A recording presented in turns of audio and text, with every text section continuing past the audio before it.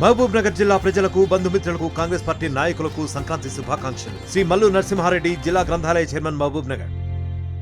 తెలంగాణ రాష్ట్ర ప్రభుత్వం సంక్రాంతికి నిరుపేదలకు ఒక గుడ్ న్యూస్ చెప్పింది. ఇప్పటికే ఇందిరమ్మ ఇంటి నమూనాను కూడా తెలంగాణ రాష్ట్రంలో ప్రారంభించింది కాంగ్రెస్ ప్రభుత్వం. సంక్రాంతి పండుగ నుంచి ఇందిరమ్మ లబ్ధిదారుల ఎంపిక కూడా ఉన్నట్టు ఇప్పటికే గృహశాఖ మంత్రి పొంగులేటి శ్రీనివాసరెడ్డి ఒక ప్రకటన చేశారు. సో ప్రస్తుతం మనం తెలంగాణ రాష్ట్రంలోనే మొట్టమొదటి ఇందిరమ్మ ఇంటి నమూనా వద్ద మనం ఉన్నాము. ప్రస్తుతం మనం ఖమ్మం జిల్లా కూసుమంచి మండల కేంద్రంలో ఫస్ట్ ఇందిరమ్మ ఇంటి నమూనా వద్ద ఉన్నాము. ఒకసారిగా విజువల్స్ చూసుకోవచ్చు. సో తెలంగాణ రాష్ట్ర ప్రభుత్వం ఇప్పటికే రాష్ట్ర వ్యాప్తంగా అన్ని మండల కేంద్రాల్లో ఇందిరమ్మ మోడల్ హౌజులు నిర్మాణాలను చేపట్టింది. అందులో భాగంగా రాష్ట్రంలోనే కూసుమంచిలో మొట్టమొదటిగా ఇందిరమ్మ ఇంటి నమూనాను పూర్తి చేశారు. గత సంవత్సరం డిసెంబర్ 13న మంత్రి పొంగులేటి శ్రీనివాసరెడ్డి ఇందిరమ్మ ఇంటి నమూనాకి భూమి పూజ చేశారు. సో ఇది పూర్తిగా 72 గజాల్లో 400 ఎస్ఎఫ్టీలో ఇందిరమ్మ ఇంటి నమూనాను కూడా పూర్తిగా నిర్మించారు. సో కాంగ్రెస్ ప్రభుత్వం ఎంతో ప్రతిష్టాత్మకంగా చేపట్టిన 6 గ్యారంటీల అమల్లో భాగంగా అర్హులైన పేదలకు ఇందిరమ్మ ఇల్లు ఇవ్వాలని నిర్ణయించింది. ఈ నెల 26 నుంచి కూడా ఈ పథకం ప్రారంభం కానుంది. అంటే గణతంత్ర దినోత్సవ వేడుకలు పురస్కరించుకొని ఈ పథకాన్ని ప్రారంభిస్తారు. అందులో భాగంగా మోడల్ హౌజుల నిర్మాణాన్ని చేపట్టింది. రాష్ట్రంలోనే మొట్టమొదటి ఇందిరమ్మ ఇంటి నమూనాను ఖమ్మం జిల్లా కూసుమంచి మండల కేంద్రంలో మంత్రి పొంగులేటి శ్రీనివాసరెడ్డి నిన్న భోగి పండుగ సందర్భంగా ప్రారంభించారని చెప్పుకోవాలి. సో ఖమ్మం జిల్లా కూసుమంచిలో నిర్మించిన ఇందిరమ్మ మోడల్ హౌజ్ను పొంగులేటి శ్రీనివాసరెడ్డి ప్రారంభించారు. తెలంగాణ ప్రభుత్వం రాష్ట్ర వ్యాప్తంగా అన్ని మండల కేంద్రాల్లో ఇందిరమ్మ మోడల్ హౌజ్ నిర్మాణాలను చేపట్టింది. అందులో భాగంగా రాష్ట్రంలోనే కూసుమంచిలో మొట్టమొదటి ఇందిరమ్మ ఇంటి నమూనాను పూర్తి చేశారు. సో పూర్తిగా ఒక్కసారిగా ఇందిరమ్మ ఇంటి నమూనా ఏ విధంగా ఉందో ఒక్కసారిగా మీకు చూపించే ప్రయత్నం చేస్తాను. సో ప్రస్తుతం మనం ఇందిరమ్మ మోడల్ ఇంటి దగ్గర మనం ఉన్నాము. ఒక్కసారిగా విజువల్స్ చూద్దాం. సో ఈ ఇంటి నిర్మాణం ఏ విధంగా ఉంటుంది, అసలు ఎన్ని రూమ్స్ ఉంటాయి, ఏ విధంగా ఉంటుంది అనేది ఒకసారిగా చూపించే ప్రయత్నం చేస్తాను. మొత్తంగా ఇది 72 గజాల్లో ఇంటి నిర్మాణం ఉంటుంది. సో ఇంటి నిర్మాణానికి ఎంత ఖర్చు అవుతుంది చూశారు కదా. అభయహస్తం పేరుతో ఒక్కసారిగా ఇందిరమ్మ ఫోటోతో ఫ్లెక్సీ ఉంది. మహాలక్ష్మి పథకం అంటే గృహజ్యోతి, యువ వికాసం, ఇందిరమ్మ ఇండ్లు, చేయూత, రైతు భరోసా అని చెప్పేసి అంటే కాంగ్రెస్ ప్రభుత్వం ఎన్నికల్లో ఇచ్చిన 6 గ్యారంటీల్లో అన్నీ కూడా అక్కడ ప్రింట్ చేసి పెట్టారు. సో ఇందిరమ్మ ఇంటి నిర్మాణానికి ఏ విధంగా ఉంటుంది, ఇందిరమ్మ ఇల్లు నమూనా భవన నిర్మాణం ఖర్చుల వివరాలు కూడా ఇక్కడ క్లియర్గా రాసి పెట్టారు. సో మెటీరియల్ అలాగే పరిమాణం ఎంత ఉంటుంది, రేటు మొత్తం ఏ విధంగా ఉంటుందో ఒకసారిగా ఇక్కడ ఫ్లెక్సీ కూడా ఏర్పాటు చేశారంటే ఇందిరమ్మ ఇల్లు పూర్తిగా నిర్మాణం చేపట్టాలంటే ఏమేం ఖర్చు అవుతుంది, ఎంత ఖర్చు అవుతుందని చెప్పేసి రాశారు. సో ఇందిరమ్మ అంటే 72 గజాల్లో నిర్మించే ఇందిరమ్మ ఇళ్ళకి ఇసుక 10 ట్రాక్టర్లు అవసరం అవుతుంది.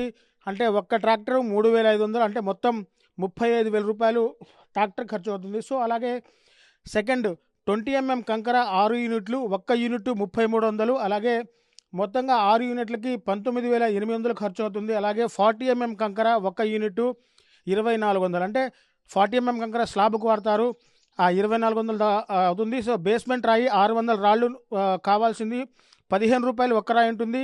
ఆ రాళ్ళకి పూర్తిగా 9,000 రూపాయలు ఖర్చు అవుతుంది. అలాగే బేస్మెంట్లో పోసే మట్టి 15 ట్రాక్టర్ల మట్టి పోయాలి, ఒక్క ట్రాక్టర్ 800 ఉంటుంది. అలాగే 12,000 మట్టి ఖర్చు అవుతుంది. సో సిమెంట్ కూడా 185 బ్యాగులు ఇంటి నిర్మాణానికి అంటే 72 గజాల్లో 400 ఎస్ఎఫ్టీలో ఇంటి నిర్మాణం చేపట్టాలంటే పూర్తిగా 185 సిమెంట్ బ్యాగులు పడతాయి. ఒక్క బ్యాగు 300 రూపాయలు. సో 55,500 రూపాయలు సిమెంట్ ఖర్చు అవుతుంది. ఇక ఐరన్ విషయానికి వస్తే 760 కేజీల ఐరన్ కావాలి, 55 రూపాయలు 1 కేజీ ఐరన్, 41,800 ఐరన్కి అవుతుంది. సో సిమెంట్ ఇటుకలు 2,000 ఇటుకలు కావాలి, ఒక్క ఇటుక 17 రూపాయలు పడుతుంది, 34,000 ఇటుకలకు వాడుతున్నారు. అలాగే టైల్స్ 600 అడుగులు 35 రూపాయలకు ఒక్క అడుగుకి, అలాగే 21,000. అలాగే తలుపులు దర్వాజులు అంటే ఇంటి నిర్మాణానికి తలుపులు దర్వాజులు సిమెంట్వి 3 కావాలి, ఒక్కొక్కటి 700 అంటే 21,000 కావాలి. కిటికీలు దర్వాజులు సిమెంట్వి 5 అంటే పూర్తిగా ఇవి డబల్ బెడ్రూమ్స్ కాబట్టి కిటికీలు దర్వాజులు 5 వాడాలి, ఒక్కొక్కటి 1,000 రూపాయలు ఉన్నాయి. ఐరన్ గ్రిల్స్ 5,000 రూపాయలు.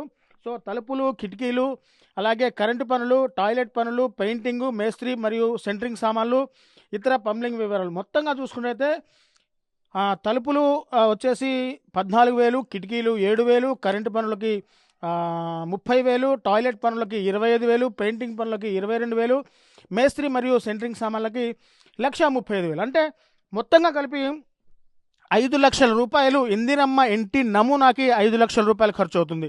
సో ఈ 5,00,000 రూపాయలను కూడా విడతల వారీగా ఇస్తారు. అంటే బేస్మెంట్ లెవెల్ కట్టిన తర్వాత ఒకంత, అలాగే స్లాబ్ లెవెల్ కట్టిన తర్వాత ఒకంత, స్లాబ్ వేసిన తర్వాత ఒకంత, పూర్తిగా ఇంటి నిర్మాణం చేపట్టేంత వరకు కూడా 5,00,000 రూపాయలు పూర్తిగా లబ్ధిదారుల ఖాతాలో అయితే ప్రభుత్వం వేస్తుంది. అంటే ఎక్కడా కూడా ఇంటి నిర్మాణంలో ఎటువంటి అవకతవకలు జరగకుండా నాణ్యమైన ఇంటిని నిర్మించి పేదలకు ఇవ్వాలనేదే కాంగ్రెస్ ప్రభుత్వం లక్ష్యం అని చెప్పేసి కూడా గృహ నిర్మాణ శాఖ మంత్రి పొంగులేటి శ్రీనివాసరెడ్డి నిన్న అధికారులకి రివ్యూ మీటింగ్లో క్లియర్ కట్ ఇన్స్ట్రక్షన్స్ కూడా ఇచ్చున్నారు. అయితే పూర్తిగా 2004 నుంచి 2014 వరకు కూడా తెలంగాణ రాష్ట్రంలో కాంగ్రెస్ ప్రభుత్వం, అంటే అప్పటి ఉమ్మడి ఆంధ్రప్రదేశ్లో 2004 నుంచి 2014 వరకు కూడా కాంగ్రెస్ ప్రభుత్వం అధికారంలో ఉంది. కాంగ్రెస్ ప్రభుత్వం అధికారంలో ఉన్న రోజులు పూర్తిగా 25 లక్షల ఇందిరమ్మ ఇళ్ళని ఇచ్చామని చెప్పేసి, అలాగే బీఆర్ఎస్ ప్రభుత్వం 2014 నుంచి అధికారంలో ఉన్న బీఆర్ఎస్ ప్రభుత్వం ఇంటి నిర్మాణ పనులని నాణ్యత లేకుండా నిర్మించి డబల్ బెడ్రూమ్లు నిర్మించిన చోటే కొద్ది రోజులకే అవి శిథిలం అవ్వడం, అలాగే ఆ స్లాబుల నుంచి నీళ్లు కారడం లాంటివి చేసిందని. కానీ కాంగ్రెస్ ప్రభుత్వం మాత్రం 5,00,000 రూపాయల్లో 72 గజాల్లో 400 SFTలో క్లియర్గా నిరుపేదలకు ఇళ్ళు కట్టించివ్వాలన్నదే కాంగ్రెస్ ప్రభుత్వం లక్ష్యం. కాంగ్రెస్ ప్రభుత్వానికి చెడ్డ పేరు వచ్చే పనులు ఏ ఒక్క అధికారి కూడా చేయొద్దు. ప్రజలకు నమ్మకాన్ని కలిగించాలి, ప్రజలకు భరోసా కలిగించాలి తప్ప ప్రజలు భయభ్రాంతులయ్యే విధంగా వారి ప్రభుత్వ అధికారుల ప్రకటనలు కూడా ఉండొద్దు. కాంగ్రెస్ ప్రభుత్వానికి చెడ్డ పేరు తీసుకురావద్దు. ఇందిరమ్మ ఇంటి ఈ కార్యక్రమం కూడా పూర్తిగా కంటిన్యూగా సాగే ప్రాసెస్సే ఉంటుంది. ఎక్కడ కూడా అంటే ఈ దఫాలో రాకపోతే మళ్ళీ వచ్చే దఫాలో మీరు అప్లై చేసుకోవచ్చు, మీరు వాళ్ళు అప్లై చేయలేదు కాబట్టి మీకు ఇల్లు రాదు అనే మాట ఎక్కడ కూడా ఏ ఒక్క అధికారి కూడా లబ్ధిదారులకు చెప్పకూడదు.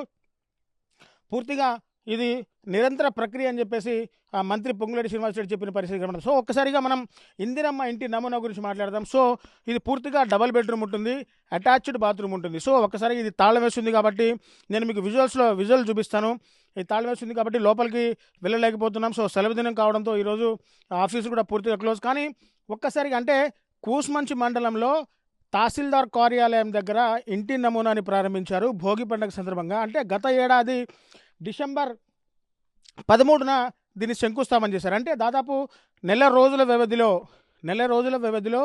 ఇందిరమ్మ ఇంటి నమూనాను కూడా పూర్తిగా ఏర్పడేసిన పరిస్థితి కనబడుతుంది. సో మొత్తంగా చూసుకుంటే బీఆర్ఎస్ ప్రభుత్వం హయాంలో కొన్ని ఇళ్ళు మాత్రమే మంజూరు చేశారని, కానీ కాంగ్రెస్ ప్రభుత్వం వచ్చాక దాదాపు పేదలందరికీ కూడా ఎన్నికల్లో ఇచ్చినటువంటి హామీలన్నీ కూడా పేదలకి అమలు చేయాలి. ఇప్పటికే మహాలక్ష్మి పథకం అమలు చేస్తున్నారు, అలాగే గృహలక్ష్మి అంటే జీరో కరెంటు చేస్తున్నారు, అలాగే చేయుతో పథకం, ఇందిరమ్మ భరోసా, రైతు భరోసా అన్ని కార్యక్రమాలు కూడా పూర్తిగా చేసిన పరిస్థితి కనబడదు. సో మొదటి ఏడాది 4.50 లక్షల ఇల్లు, 4 సంవత్సరాల్లో పూర్తిగా 20 లక్షలు ఇల్లు ఇవ్వాలనే లక్ష్యంగా పెట్టుకుంది. సో శరవేగంగా లబ్ధిదారుల ఎంపిక జరుగుతుంది, అర్హులకు అందజేయాలి. హౌసింగ్ మంత్రి పొంగులేటి శ్రీనివాసరెడ్డి సొంత నియోజకవర్గం, అంటే మంత్రి పొంగులేటి శ్రీనివాసరెడ్డిది సో పాలేరు నియోజకవర్గం, ఆ నియోజకవర్గంలోనే మొట్టమొదటి ఇందిరమ్మ ఇంటి నమూనాను నడిపేశారు. సో కాంగ్రెస్ ప్రభుత్వం పూర్తిగా చెప్పినట్టు